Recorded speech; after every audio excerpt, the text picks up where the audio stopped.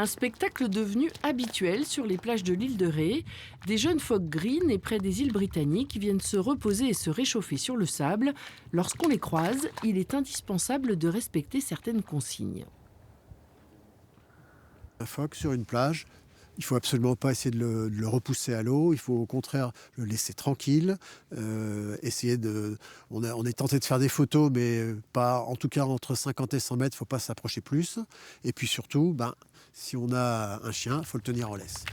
Le rôle de l'Observatoire Pélagis est de veiller à la bonne santé des animaux, mais aussi de sensibiliser les promeneurs.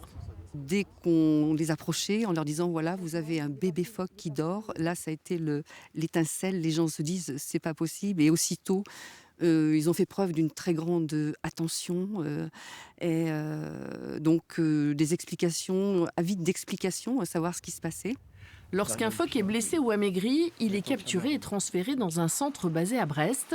Ici, ils sont soignés, nourris et remis sur pattes. Ce jeune a été trouvé sur une plage de l'île de Ré, affaibli et avec des traces de morsure. Il va passer par toutes les étapes.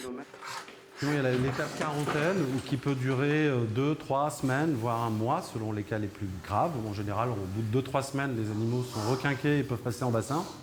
Et ensuite, en bassin, c'est juste une phase où ils vont pouvoir prendre du poids. Et donc quand ils sont en bassin, ils sont entre congénères. Et on les nourrit plus que 2 fois par jour, une fois le matin, une fois le soir. Et ce qui permet qu'ils retrouvent leur côté sauvage et d'assurer une réhabilitation réussie, c'est ce qui est le cas. En cas de découverte d'un animal blessé, il faut s'adresser à l'Observatoire Pélagis, dont les membres assurent des permanences 7 jours sur 7.